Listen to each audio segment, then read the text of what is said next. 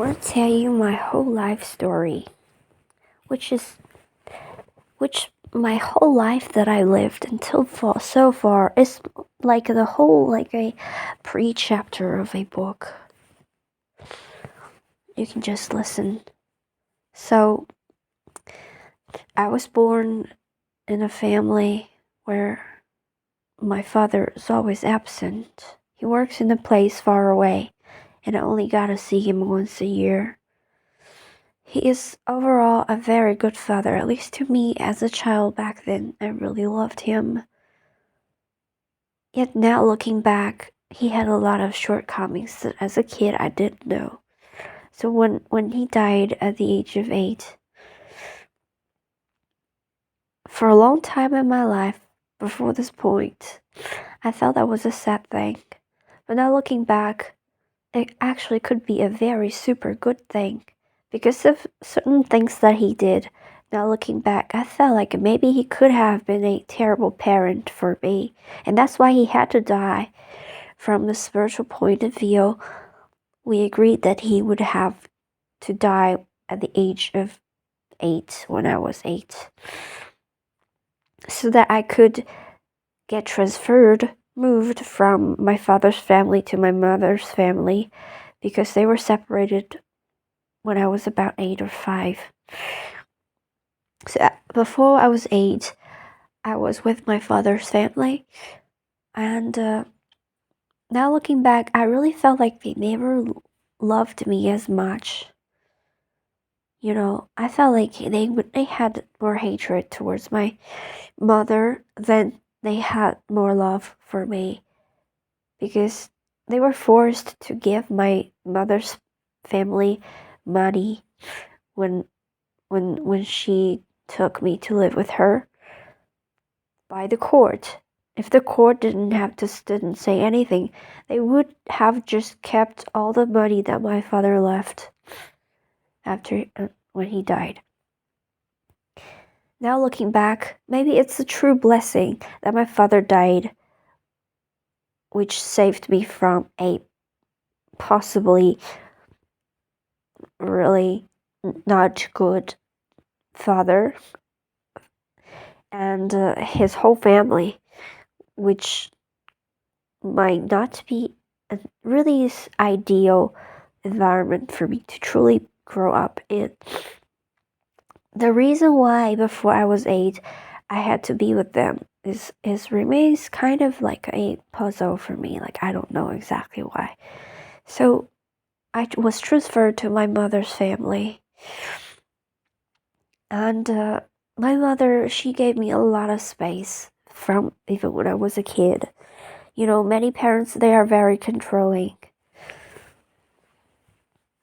In this part of the world, in Asia, basically, they would make the child go to study many different courses even after school. Like, they would force them to play the piano or to take extra math classes. But one thing is, I got gifted at school. I never had to worry about my grades, ever. Never, ever. I was always, even from elementary school, I was one of the top students. All the way to high school, I never had to study hard. It never was difficult for me. So I got a lot of freedom. Every day, I could just finish schoolwork really early. And I had a lot of time to play all the way until 9:30. It was all my time. I got to meet my friends and play in the park every single day. And I even had a childhood dog for 2 years. I think those times were the best. I can't be more grateful for them. Those summer days, I still remember the complete free summer days that I had. I remember, I don't know, that summer just condensed into that specific one day. That's the only day that I remember about that summer vacation. I don't remember any other parts of it. It was, I just had so much free time by myself, you know, or with friends. I could do whatever I wanted. And then time moved on. I went to middle school. So, I was like one of the better students rather than above average all the time in middle school. And I don't think there's much to say about middle school. There was no big ups or downs. But in high school, everything just got significantly better. High school was supposed to be the hardest, but actually was the easiest for me because I got even more free time for me. And I had so much more freedom. And because, like I said, I'm gifted at school, I never have had to study hard. And it was easy for me, school.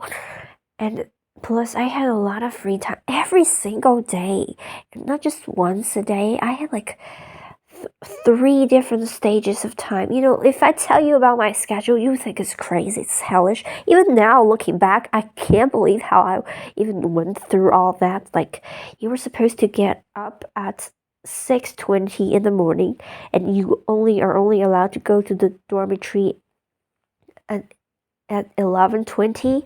So and you might go to sleep at 12. You get to sleep for 6 hours and 20 minutes every day, and the rest of the time you just study classes and self-study classes. But I still somehow managed to get so much freedom and free time to just roam around the beautiful campus of just much vegetation, and there's a pond, and it was so beautiful. As a bridge, and there's some little woods, and I get to just in those noons and after dinner, my favorite time, because I could get completely alone, and I could just carry my notebook which I would just carry around all the time. And I would write down at any time whenever I thought of something. And the campus was so extraordinarily beautiful. My hometown is one of those places that was just had a higher altitude. Is it called altitude? It's just higher above the ground. So I thought it was just felt like closer to the sky. Somehow the clouds were bigger. I don't know. Like the clouds gave me a feeling that they were really closer to me than. I would just be staring at the sky. And my hometown is just one of the places that have the most beautiful sunny days in the world. And they have the most beautiful clouds. And they were huge, and they were close to you. And the sun is so beautiful. I remember the last 2 years of my high school, the balcony, which is the long hallways, like the whole balcony, completely open towards the sky. We were on the top floor of that teaching building, where we spent like from 6:20 to 11:20. And it was so beautiful. Oh, I love those times when we had so much freedom, because we were the best students, in the class. Like, the grade had different classes. I think we were the best. So we had a lot of freedom. A lot of time we could just stay on the balcony and read. And I remember that afternoon when it was so sunny, around 8. I think it was before or after dinner? And we were all out on the balcony, crowded together. It was so great. And the sun and the blue sky out. That was just all the sunshine, and it was just, I still remember it today. And when I think about it, it's just so heartbreakingly beautiful, those days. And you can't imagine, it was such like hellish time for anybody to have experienced, but yeah, for me it was like heaven. And plus my classmates, there were 20 of us, and 19 of them, I was such a different person, like you can hear, I'm a very different, ordinary person. But they totally accepted me as who I was. I didn't feel anything, I'm a very sensitive person, but now looking back, I don't remember feeling anything from any, nuanced feeling from any of them that I should be different. Maybe because they were all focused on their own world, but I was really, I really stood out in class, or the way I was, I was not like inexistent or hidden. I was there and there were only 20 people in the class, obviously. They all knew me and we all knew each other for sure because we stayed classmates for like 6 years. And I was really different and everything I've heard, I just felt even admiration from them. I could somehow felt that even the people that I didn't like in the class kind of felt like they knew I was different and they kind of like there was nothing they could do about it. They just really surrendered to the fact that I'm different and even if they wanted to be better than me but there's nothing they could do about this. That's what I felt. That's the feeling that I feel even now looking back. So, for a long time when I look back at that class, I just felt like they were like a home for me. I never felt, nothing, not even the teachers ever wanted me to change. They like kind of encouraged me to be what I am. Like they never said anything, but I just, the vibe that I felt about this, actually, it's just that my family didn't like me, didn't like the way I am. But the world never said anything about me. Like never like directly said, okay, you are a different person. You should change, or you are not like this. I've never heard anything like that from anyone that I've dealt with in my life. Never. It's a very welcoming world experience for me. It's only through my experience my life has been like I've chosen this to be, as if it's just like looking back, I just thought to myself, I feel like I'm a rocket being prepared. This whole experience, me sent from my father's family, transferred from my father's family to my mother's family because of this incident of my father's death. So it's almost like a planned thing. He had to die so that I could be transferred from that family to my mother's family, so that because my mother's family would give me much more space and better parenting than staying with my father's family. Because, like I said, I never thought about it before today that my father could have been actually a terrible parent, even more terrible than my mother, because I didn't know actually much about him. Like I said, he at least would meet the family, come back home once a year because of his work in a different state. And I really loved him as a child, and I never realized as a kid, you don't think about things like parenting or good parents. You just would love some people, and I loved him, and I never knew, like, until this point, I never thought about actually he could be a terrible parent, more terrible than my mother had been. So it was actually a great thing that he died and I got to live with my mother's family, which for a long time I thought was a bad thing. But today, looking back, maybe my mother's family really preparing me as a rocket to send me, because they gave me a lot of free time, a lot of free space that I got to myself all the way in high school. Like I just said, in high school, I got a lot of free time and space for me, where I could just be me and just really grow like a tree into, like a rocket, into what I am today. And I'm prepared. And then into university is the time when maybe I'm really getting ready as a rocket. I really need to fully be myself and live myself and make choices completely even more out of pure myself. So conflicts broke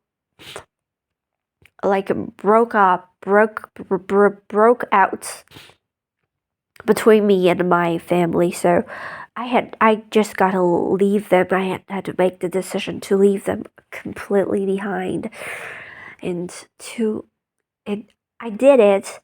And after that, the rocket's ready, and so I was just ready, and I was sent right up into the sky where I am right now, and where everything's new to me. Because I never thought that I was a rocket.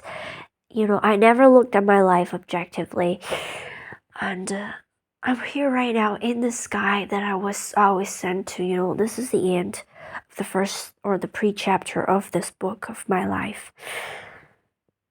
And I don't know what's gonna happen later on. I have zero idea. Because, I didn't know that I was gonna be here where I am, so I had other plans with my life. But suddenly everything changed. All of a sudden, everything changed. All of a sudden, I had to change country. I had to dump everything behind and come to the place where I am right now, where there is just nothing, and I'm just floating in space. Really, just there's literally nothing around me at all. I'm just completely alone, and I feel really bewildered. I don't know where to go. I don't know what to do. I don't know what I'm here for, what this is anymore. I always knew everything. I always knew what I wanted with my life, and not anymore. From when I was a kid all the way to before last year, I always knew what I wanted. Before this happened, I was going to become a psychologist. I was going to study psychology. And then this happened. I just had to drop all of that and change course. And, when I talk about my life, I feel like there's really nothing much to talk about, to realize that I've had such a short life that I'm really young. Even though I have experienced a lot of things, to be fair, like a death, for example, and heartbreak, like just one. Or two, I don't know, even when I was I thought heartbreak even when I was like 10. I remember liking this boy in the class. And I felt he liked me too, but he never did anything, And one night I was just so heartbreaking. I felt heartbroken. That he didn't want to do anything about it. I just felt because I liked him so much. I was just 10 or 11. And I felt heartbreak for the first time, but I think it was just that night or just that few days. And then that was not a big one. And then later on, there was a bigger one. I want to skip talking about that right now. And it's nothing important because I had talked about it or written about it a lot of times. And that's my life so far. I've never looked at it this way. And maybe it's actually much more blessed than I've been thinking. And there are many puzzles. Like for example, why did I choose a family? If I were to be sent to my mother's family, why was I ever born in my father's family at all? A second is, what did I have to have that depression? I had this few years of depression all the way from when the conflicts broke out between me and my family. I got depressed, and it was not totally because of them. That was just part of the reasons. And I just don't know why I had to be depressed for all those years. Pretty much and lonely. Why did I have to be alone? But now looking back, like I said, it's a preparation. It's a pre-chapter of this book. The main story hasn't started yet.